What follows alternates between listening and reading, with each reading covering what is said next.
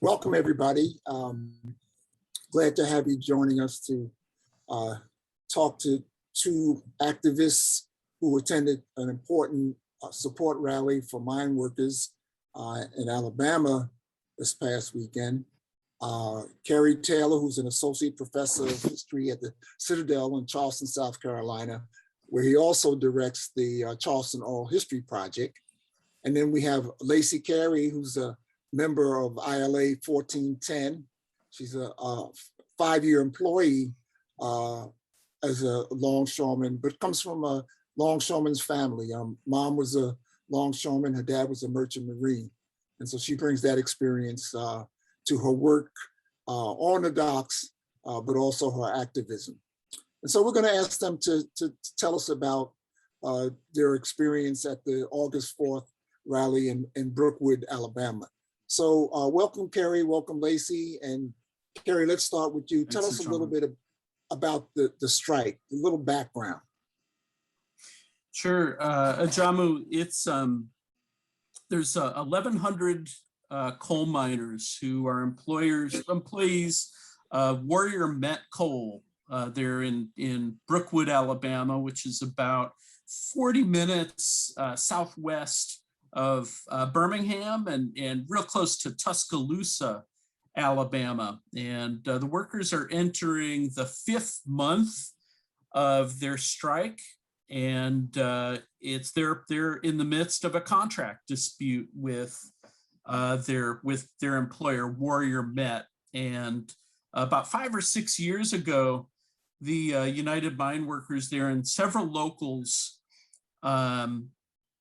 gave back a lot of money and made some pretty major concessions with Warrior Met on wages, on their health care, and on issues related to safety. And they did that to help that company out of bankruptcy.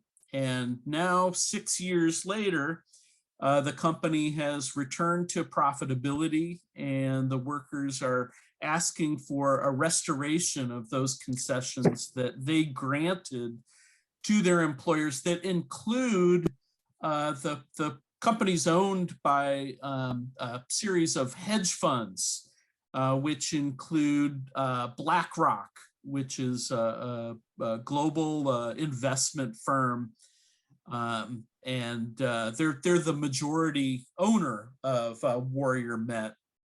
So, you know, the workers have been, again, 1,100 workers have been engaged in, you know, this strike, and it's centered on the impasse in their bargaining. Good. Well, thank you for that background. Lacey, tell us, you know, why did you go to the rally? I mean, I know you're there in Alabama, but what was it that motivated you to participate? Since I got in, I've been speaking to Mark about traveling. Like, he talks about ILA, the history, and what other unions go through. I wanted to experience for myself because we may be fortunate than other unions. And with what we got going on in society with, you know, the opposition between Blacks and whites, I wanted to just be around somebody that's not going through what we're going through. And it felt good. As you know, they started to get off the buses, I approached people and talked to them, and they were telling me where they're from, how long they were in, and they're retired. And, you know, not being funny, being realistically, in Alabama, we're sort of divided. I mean, to be honest, we're divided. And I wasn't raised like that. I was raised, you know, my ex-husband was military. I grew up with whites, Blacks, Hispanics. I just wanted to see what a different race goes through, because sometimes you're sheltered and don't know, you know, you don't know about other unions. You don't know about strikes. And me being an ILA and an ILA Longshore woman, I want to know everything about it. I want to know what's going on with them, what's going on with us. Why are we so strong as what we are? How did we get to the point where we got to? I just want to know everything. And I really enjoyed myself. Was mad that we had to leave. Well, it sounds like you had a great experience on one of your first solidarity actions. Yes.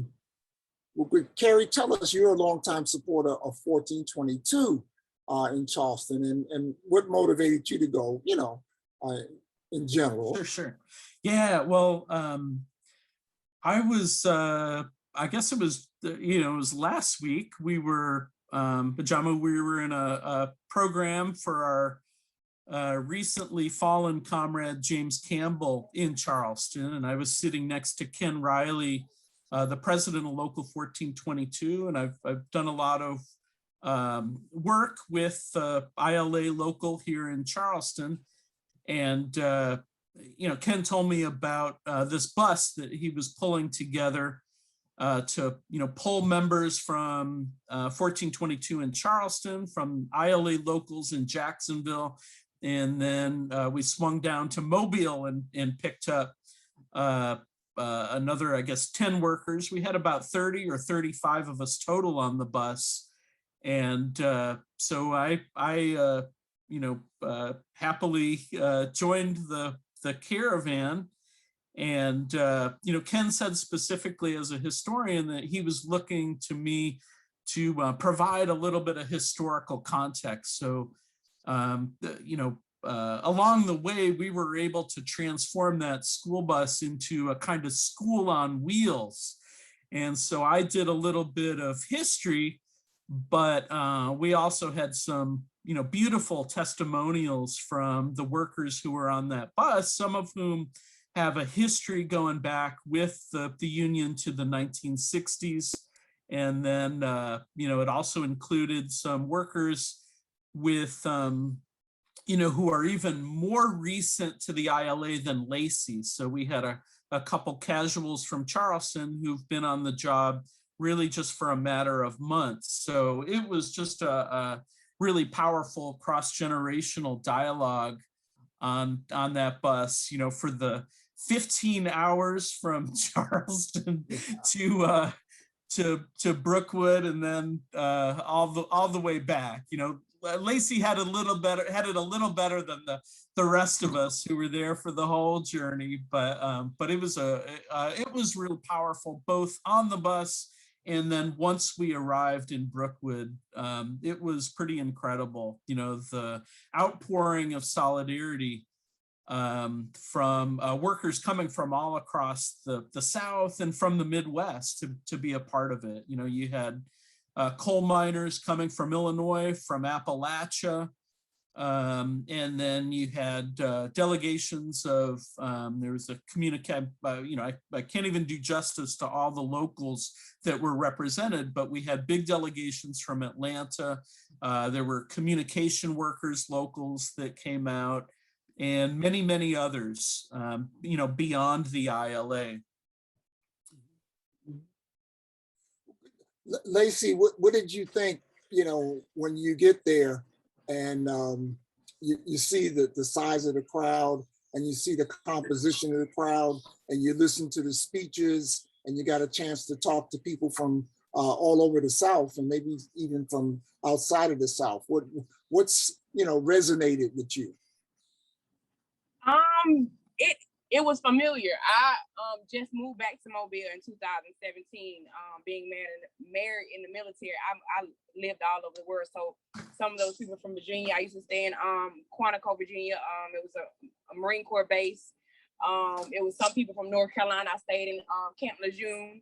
So I'm used to the diverse, but I wanted people most people are, from Alabama are from here. They usually don't leave, and I wanted some of my coworkers and some of my family, I consider them family, to experience it as well. Kind of get out of the mindset that we are against each other, because we are for each other as well, and we can be for each other.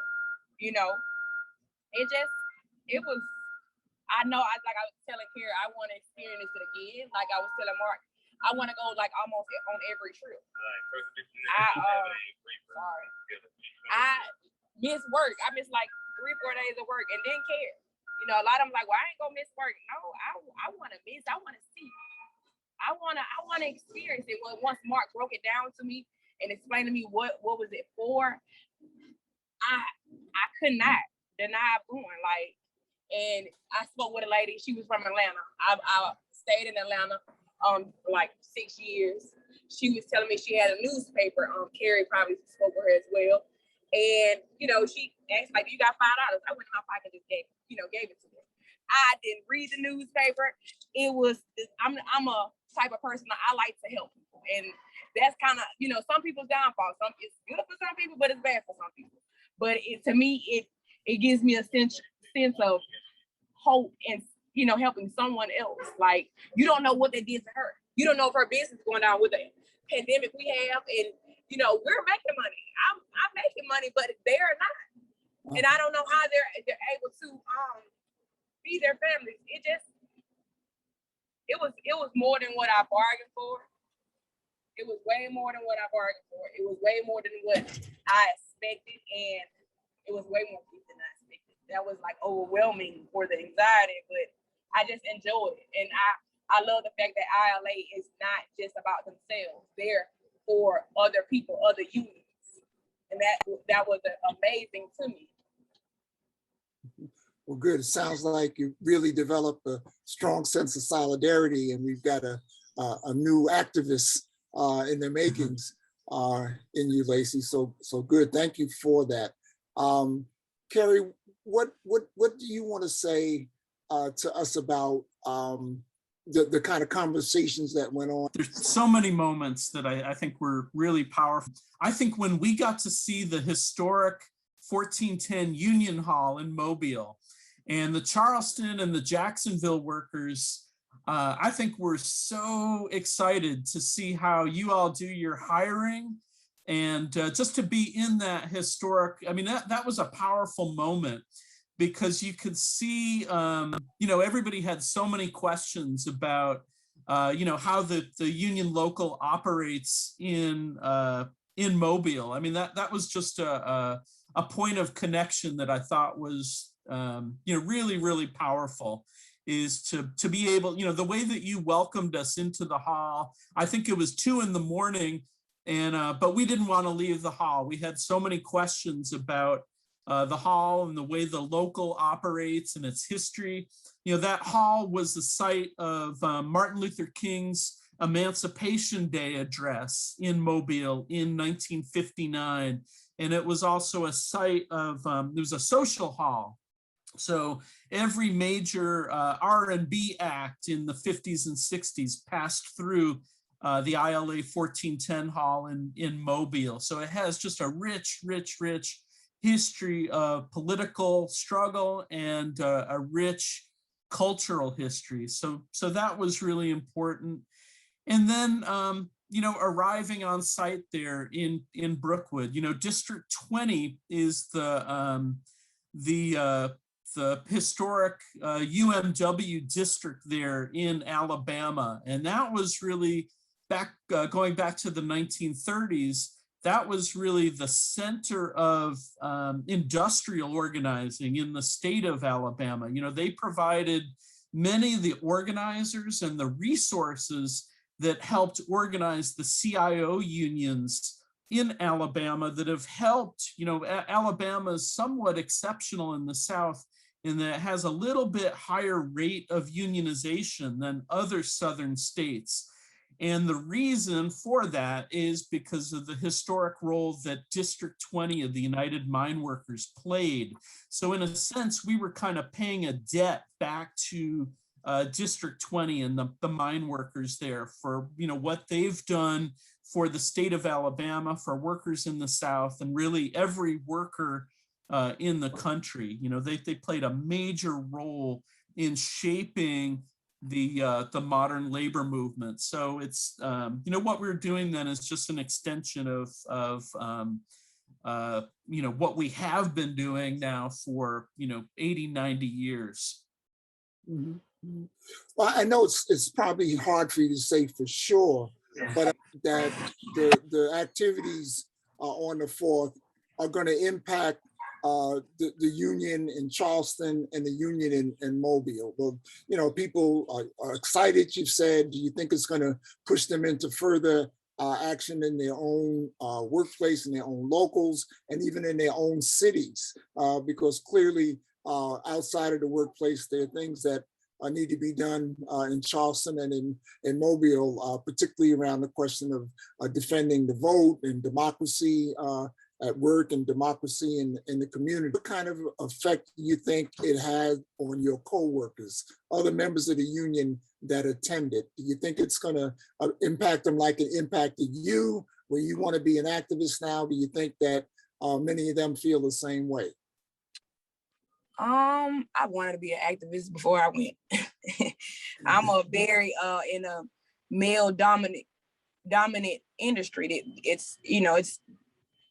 I'm very outspoken. I'm very for the union. I'm very for the people. I'm like, I have to explain them when we go to union meetings. I'm kind of the one that always speak up. Like, we're supposed to be a family. If you look up union, it's supposed to be a whole. Whole means, one, uno. We're supposed to stick together. Every union, no union is supposed to be against each other, because we're all in the same cause. We're all about contract. We're all about, for the people.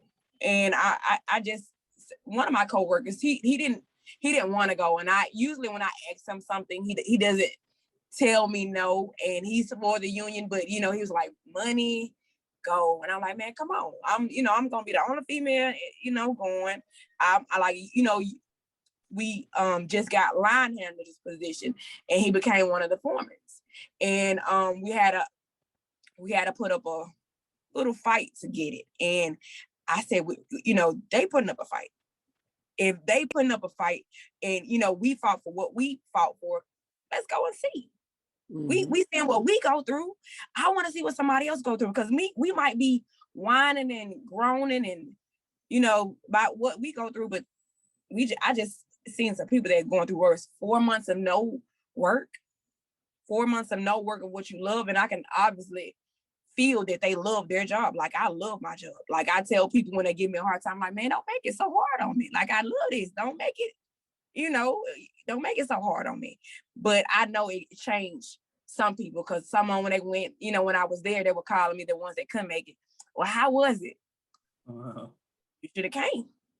I can't tell you in my heart how it was. I can tell you what I experienced, but I can't tell you, you should have felt it. It's not about how it was. They should have felt what these people are going through. Like the singing, I'm in there, singing a song. Some of the coworkers turned around and looked at me. I'm joining right along with the country star. It was wonderful. That's all I can say. Like, I really love it. Any other trip you have, please email me, let me know. I'm willing to take off. I save enough money to go. So I do appreciate that experience. I do kind-heartedly appreciate just experience other race go through things, because sometimes we're sheltered to feel like nobody else goes through things but us. And that's not true. Okay.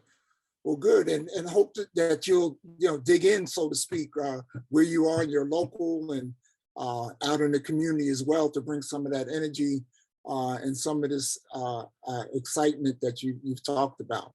So, and Kerry, what do you say about Charleston?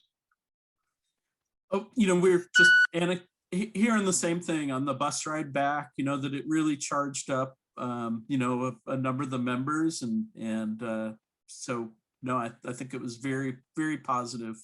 And I think, part of what it did is it especially I'm thinking about, newcomers to the union, had all kinds of questions. And, maybe that's the best part of it, is they come back just curious, and they want to get more deeply involved, and they want to find out more about their local's history. And that was something without John, it's dangerous to ask a historian a question like, I'll try to keep it short, but this was one of the things that I wanted to emphasize, on the bus with all of the ILA members who came down. Each of these locals in Jacksonville, Charleston, and Mobile, they had they trace their origins, they have their charters with the ILA from the mid 1930s. But all of them were built on organization that went back to slavery. They all predated the Civil War, and the modern ILA on the Gulf Coast and in the Southeast, is built on, many generations of Black workers in both slavery and freedom, and their traditions and history of organization. It just so happens that the ILA was the organization that came in and formally organized them in the 1930s, but there's a much, much longer tradition of, both informal and formal organization that goes back, 350 years. And so in that sense, there's a lot of responsibility on the shoulders of ILA members in these parts, that they're carrying on a really powerful and what I'd say a sacred tradition. And just to be on the bus was an absolute honor, and it was wonderful. So hopefully we've been able to convey a little bit of that excitement to anyone who sees this interview. Well, good. Yeah, no, I think you have, certainly. And we want to thank you for taking the time and sharing the experience with us, and certainly want to keep the two of you in touch with the Southern Workers Assembly. We'll be getting a little more information to you, Kerry. You're familiar with it, but we're going to get Lacey some more information about it too, so that we can do some work in Alabama as well. So on that note, thank you both. Stay safe, Lacey. Stay the course, Kerry, and talk to you soon. Okay, good to see you. Thank you, Ajamu. Be safe, Lacey. We'll talk soon. Bye, Lacey.